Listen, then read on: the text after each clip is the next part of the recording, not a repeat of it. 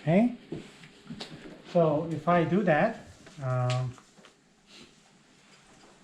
for the case like this, you'll be like this way.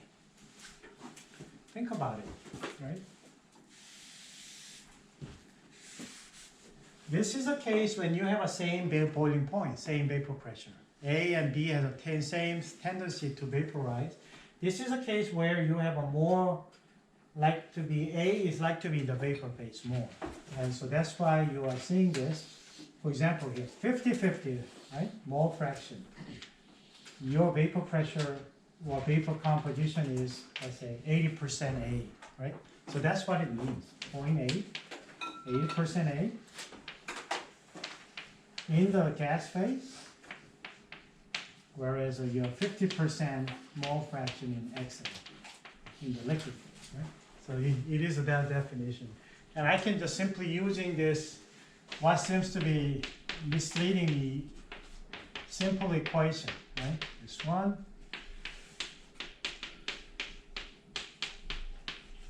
these two equations. So this is about liquid phase, Lawrence law. This is about the partial pressure gas equation. I'm just using a different notation for X and Y for mole fraction in liquid phase and the gas phase. Okay. And then I am going to, within this, okay.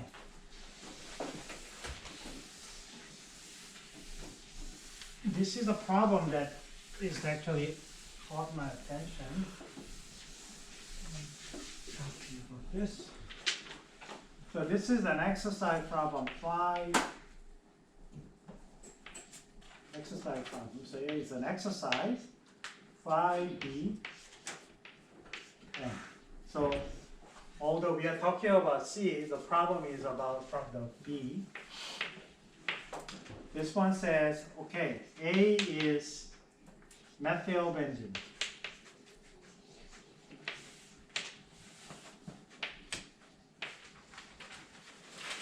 And the B is dimethylbenzene. Okay, so yes, it's a mixed one. So you have a 2 methyl attachment. This is a toluene, essentially single methyl.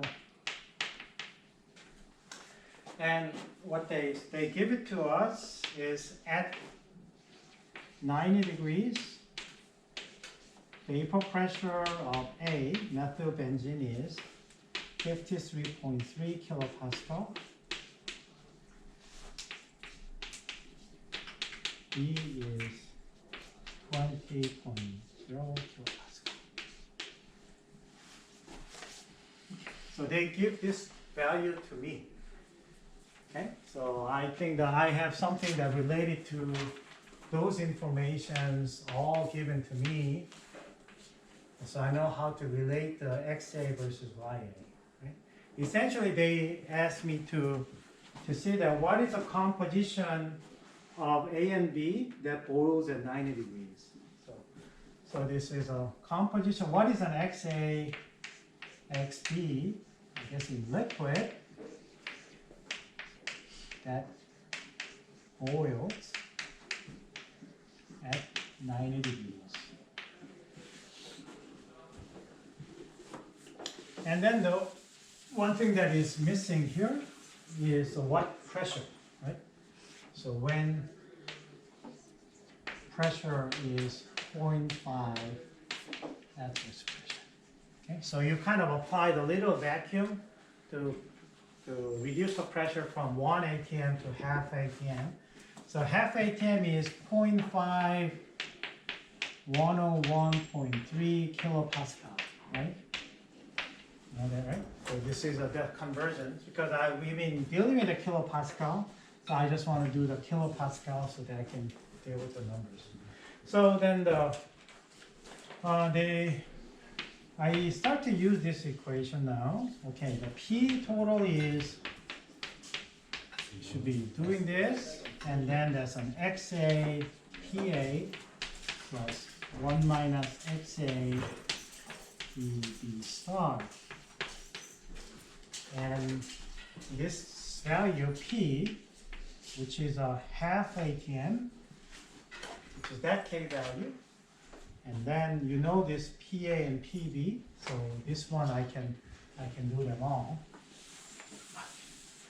And it's just a matter for me to just do the nice bookkeeping. P is PB star plus PA star. Yeah, sorry, this one will star there. PA star minus PB star XA, and I want to know the liquid composition when your pressure reaches 0.5. So it's so now XA, what I want to know is total pressure minus PB star, PA star minus PB star. And this is a 0.5 ATM, 101.3 kilopascal, and the PB over there is 20. And this one is 53.3. Then I got this number, 0.92. Once I got this X value, XB is not just 1 minus XA, so this is 0.0. So I got, using this vapor pressure information, when the external pressure is given, I can predict what is the composition of in your liquid phase. That's pretty easy. This information is not typically easy to find out. Okay? But the problem gave it to us, so I can do that easily. The second set is I can just simply put this XA, and using these equations, I can get my YA value. Okay? And so what I want to emphasize here is, in this case, if the boiling composition of XA was, what was the number? 0.92. And then if you look at this, which is more volatile? The one with higher vapor pressure. Right? This one should have a lower boiling temperature point. So this is more volatile. So if you vaporize this, the vapor composition YA should be bigger than 0.9, 0.92, or smaller than 0.9. This is a liquid, right? What about the vapor? Your composition of A should be larger number than that or smaller number than that. You guys can plug in, you can get the numbers. I just want to put a number there. Should be going up, right? And not only that, it should be smaller than 1. That one you should know that too, right? It's a mole fraction, so it should not be like 10.5, right?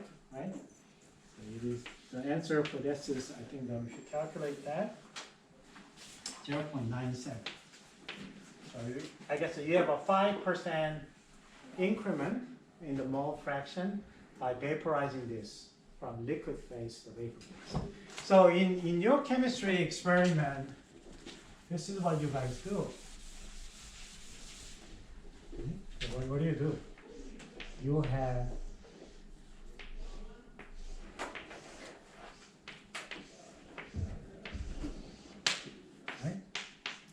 you boil this one down and condense it to the other side, right? So this is your liquid composition. This is the one that YA, and just simply matter for you to condense it this one down. This is a composition in the vapor phase. That's the differences. And there's a lot of tricks for us to.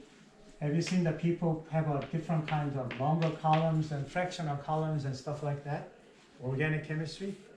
And this is just for us to do more distillation in a single apparatus. Otherwise, if I want to, think about it, right?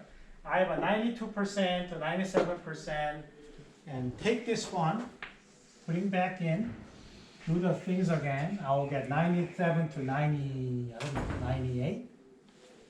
Again, 99, 99.5, 99.55 or something. So it's instead of doing this a lot of time, by simply making the vaporized, condense it, vaporized, condensing it, you are kind of increase the effective composition to the shifted to the left, so that you have a more differences between these two coming out. Okay? So that's the practical use for this that we'll talk about in the next diagram, which is the temperature and the composition diagram, which is I'm not going to question you for the exam too. Okay? So up to here is a subject for exam question in the exam, because like I said, this is a problem in the 5B categories. So it is eligible to be a candidate for the exam next week. Okay.